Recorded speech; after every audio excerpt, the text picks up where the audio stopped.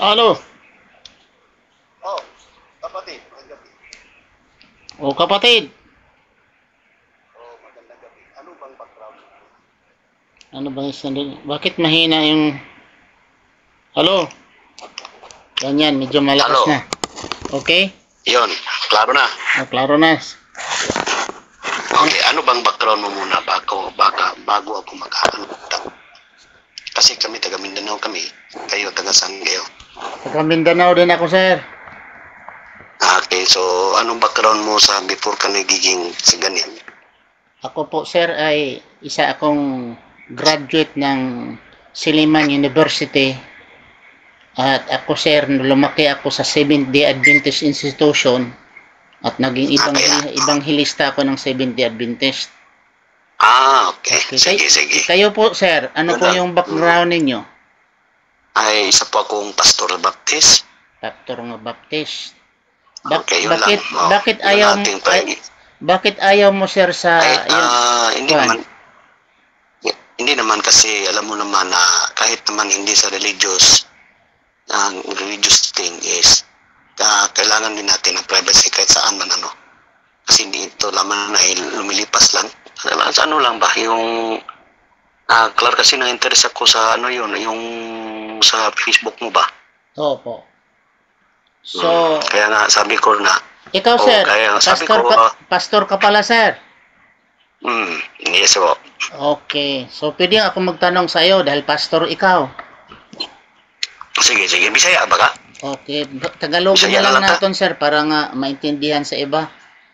Naday mga second party? Wala naman second party. At least malalaman ko kasi minsan matagal na ako sa abroad. Nalimutan ko ng ibang Bisaya. Para maintindihan ko yung Tagalog. Sige. Mix lang natin, mix. Tanong po ko sa iyo, sir. Alam mo ba ang aklat ni Moses? Oo. Ano yon, mga aklat ni Moses? Mga Genesis, Exodus, Leviticus, Numbers, Deuteronomy. Si Moses lang ba ang nagsulat niyan? Ano? Si Moses lang ba talaga ang nagsulat niyan? Kay Moses yan ang sinulat ni Moses? According sa mga pag-aaral at mga scholar na nag-aaral ng ganyan, si Moses yung sumulat. Okay, kasi hindi naman ito lang kasi alam ko na yung style nyo kasi may dalawa na po akong balik Islam na kausap ko. At sa dulo, ang tanong ko lang sa iyo kung si Moses lang ang tanong ko. Kung si Moses, sir, sagot mo si Moses, yung sagot mo, may follow-up ako sa aking tanong dahil sabi mo si Moses. Ako muna, kaya kasabi ko sa rules ko, ako muna yung ikaw ang pastor magsasalita. Sir, ikaw ang pastor Ikaw ang pastor diba Handa ka dahil pastor ka, nagpakilala ka ng pastor Kung hindi ka nagpakilala ng pastor. Diba sabi ko kanina sa text rules, may rules tayo. Anong rules, sir? Wala man tayong rules yun talaga. Tinag-text ako kanina, rules ko na, ako ang mauna. Dahil pagkatapos, kasi ako yung ang nag-dispute sa'yo diba? Okay. Ikaw ang nag-unang tanong sa akin, di ba sinagot na kita? Tinanong ko pa yung background muna. Sabi ko, una muna. Sige, payagan kitang magtanong, sir. Sige, kung ayaw mong magkuhan, sige, payagan kitang magtanong. Hindi kita tatanungin. Okay, kasi alam ko na yung style nyo. Questionin yung kung Bible. alam mo na ang style, sir, bakit pa tayo nag-usap? Pero ito lang kaya nga sabi ko, ito lang ang muna. Wala namang basihan na sila isang relihiyon na tinayo ng Allah o Panginoon. Kasi ang Islam po ay isa lamang replika sa Biblia. Replika lang yan kasi yung Islam ay hindi po isang existing na matagal na. Natayo na after po ng panahon na 600 CE or AD. So ngayon, ano po pang prueba na kayo ay isang long time ago na isang isang tinayo ng Panginoon. Hindi pa nga kayo na ipinanganak sa panahon ni Kristo. Nauna pa nga yung Katoliko kasi ang Katoliko ay isang empire. Kung alam mo yung history, graduate ka naman ng Siliman, alam mo ang history. Ang history dyan is na ang mundo natin ay may mga empire, British Empire, mga Ottoman Empire, mga Persian Empire, mga Grecian Empire, or mga Roman Empire. Sila yun ang parang isang Amerika na kontrolado ang mundo na sakupan nila. So sa Roman Empire, doon 4 na, sir. Tapos na ang 2 minutos. Pinanganak si Jesus Christ. Tapos na ang 2 minutos mo, sir. Ang 2 minutos mo, tapos na po. Ang tanong ko lang sa iyo, Wala na tanong. Ako na magsalita. Paano mo pa-proiba? Okay. Paano mo pa-proiba ng Islam ay isang long time ago sir, na? Okay, yun ang usapan natin, 2 minutos ka lang. Ngayon sumobra. Gusto ko, dagdagan kita. Okay na, sige yun na. Okay. Yun na, sige. Makinig ka, sir, ha? Sagutin mo muna yung tanong ko. Huwag kang sasapaw. Akin itong 2 minutos. Kung anong gamitin ko, kakainin ko ito. Sige. Kahit na 5 minutos pa. 2 minutos ko ito. Huwag mong pabayaan mo ako. Kagaya, pinabayaan kita kanina. Ngayon, huwag mo akong diktahan kung anong gagawin ko sa aking 2 minutos. Okay? Sige na. Okay. Sir, ikaw pala'y baptist, sinabi mo kanina nga baptist. Kung ang ibig mong sabihin, huwag kang magsalita. Di ka makinig, sir, eh. Ang aking 2 minutos, kanina, binigyan kita ng 2 minutos, sir. Tapos hindi ako nagsalita. Ngayon, magsalita ako ng 2 minutos, kagad sasaklawin mo. Behave. Diretso na lang, huwag mo na lang gamitin yung pastor ko baptist. Sige lang, isang pastor baptist, ikaw pastor baptist, kung ikaw pala'y baptist, ang ibig mong sabihin, basta una, tama. Ang huli, mali. Yun ang sakuan mo sa isip mo. Kung ikaw baptist, ang una sa'yo, Katoliko, sir, eh. Mas una ang Katoliko, eh. Tama ang Katoliko. Huwag kang magsalita. Akin ito. Magsalita ka. Tiisin mo yung kung manghang salita ko, tiisin mo. Dahil 2 minutos akin. Akin ang 2 minutos. Okay? Kung sabihin mo, mas una ang Christianity, tama. Sir, ang Katoliko, sir, tama. Ikaw, ikaw, baptist ikaw, bago lang ikaw sa Katoliko. Mas una ang Katoliko sa'yo. So, therefore, mas mali ikaw dahil una ang Katoliko, if that is your logic. Another thing, Judaism, tama. Dahil ang Judaism, mas una sa Christianity. Kung yan ang basihan mo, that your logic, ang una ay tama, ang huli ay mali. Therefore, una ang Judaism, huli ang Christianity. Mali pala ang Christianity, tama ang Judaism. Di po ba? So, pareho lang, sir. Kung yan ang pagkaintindi mo, yun din ang pagkaintindi ko sa'yo. Na ang baptismo ay mga Amerikano ang founder, latest lang niya, sir. Maling-mali po yan dahil kailan lang nagsimula yung baptist. Okay.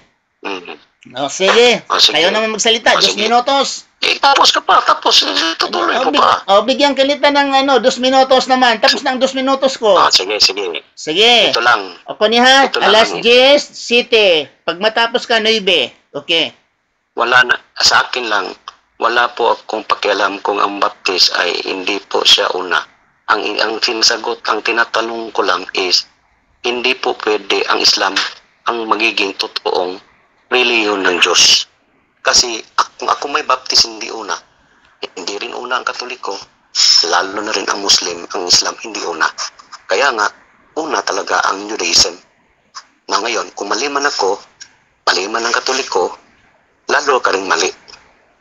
So tayo ay mali. Kuha mo? Kaya wag mo ipaproud na ikaw ang Muslim mo, Islam mo ay totoong reliyon ng Diyos. Okay? Kasi wala pang Islam, wala pang Kristiyano, wala pang Katoliko, wala pang Baptist, nandyan na ang Judaism. Kaya nga kaming mga Kristiyano ay sumunod lamang kung ano sa mga Hudyo na hindi nila pinagpatuloy.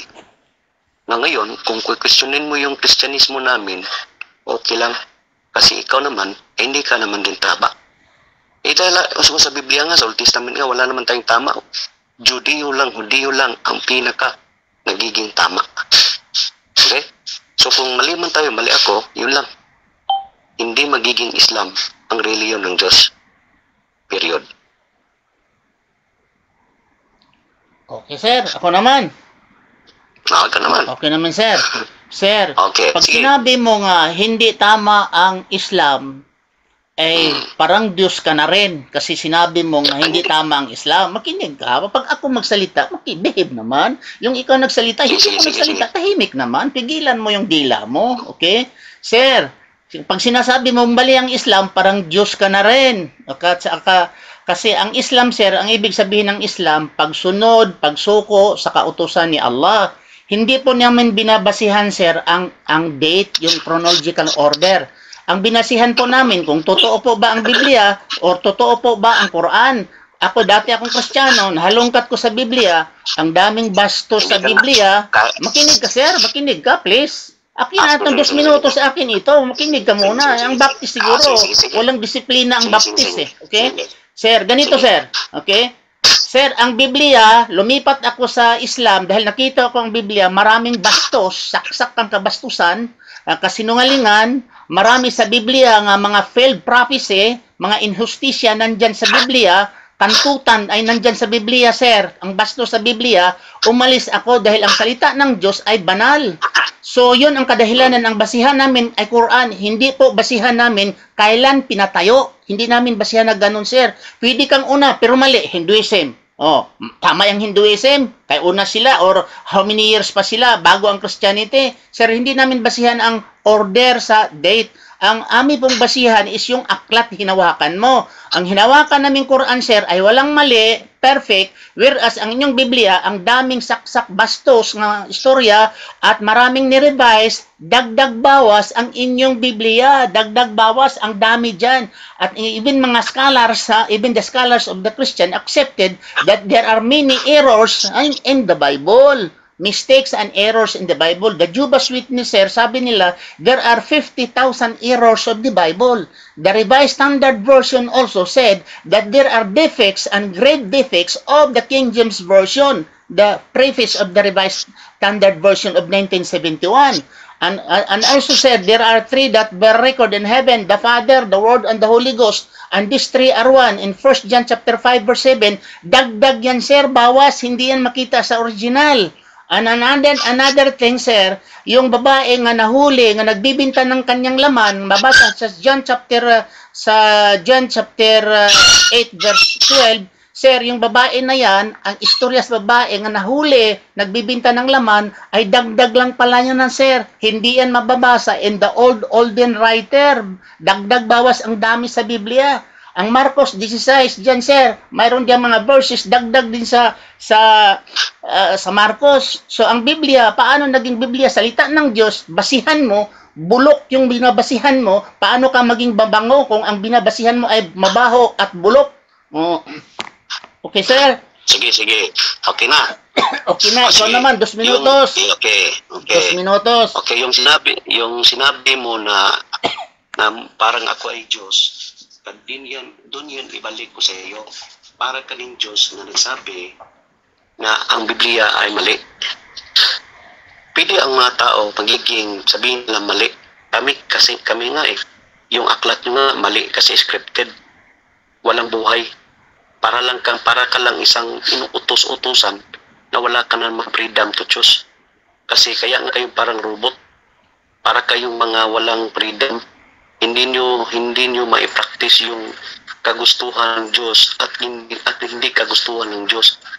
Sa simula pa man lang, ang Diyos ng mga Hudyo, ang Diyos ng nagiging Kristiyano, ay hindi po Diyos ng yung wala kang freedom. Since from heaven, from Adam and Eve, ang Diyos po ng kinakilala ng Biblia ay nagbibigay po ng freedom.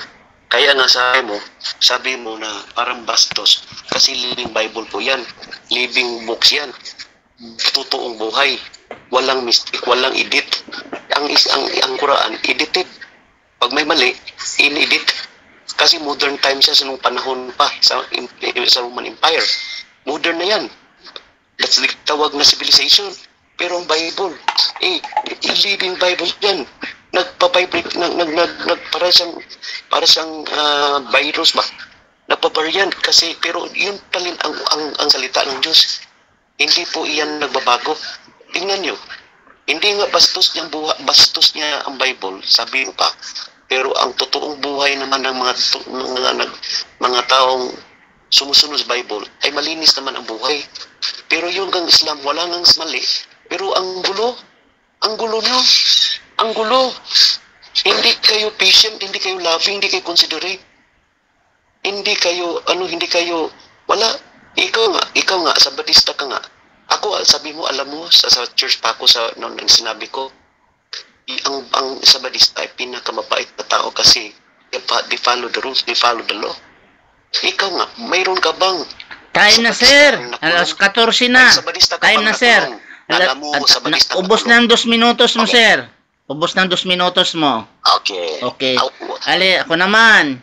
Yung sinabi mo, sir, na ang Biblia ay sinabi kong maraming bastos, maraming mali, para akong Diyos, hindi po ako parang Diyos. Mapakita ko po sa iyo, sir, eh. I can prove it so many mali, eh. Sa Biblia, sir, eh.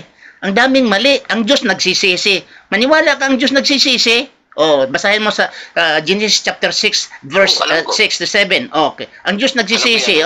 Huwag kasi magsalita, sir. Behave naman. Akin time ito, eh. Usapan natin, eh. Bakit hindi ka makatiis, sir? Tatahimik ka, sir. Magtahimik ka. Dahil yung ikaw nagsalita, sir, hindi ako nagsalita. Tahimik ako. Kung ako na may magsalita, please, behave naman. Tahimik ikaw. Kaya nga para kang patay. Hindi naman, sir. Pabayaan mo ako, sir. Kung ako'y magsalita ako, pakikinggan mo. Pakinggan mo. Ang problema naman sa iyo, sir, hindi ka makinig. Para kang sir, pastor ka, huwag kang magsasalita, pastor ng Baptist. Akin, pag ang aking oras, kinakain mo, hindi mo matitiis. Maraming salamat, sir. Parang patay, pero gusto mo akong kausapin. Ha? Parang patay pero gusto mo akong kausapin. Tapos, kung magsalita na ako, saklawin mo, hindi ka makatiis. Sir, maraming salamat po, sir, sa iyong kabutihan, sir. Salamat.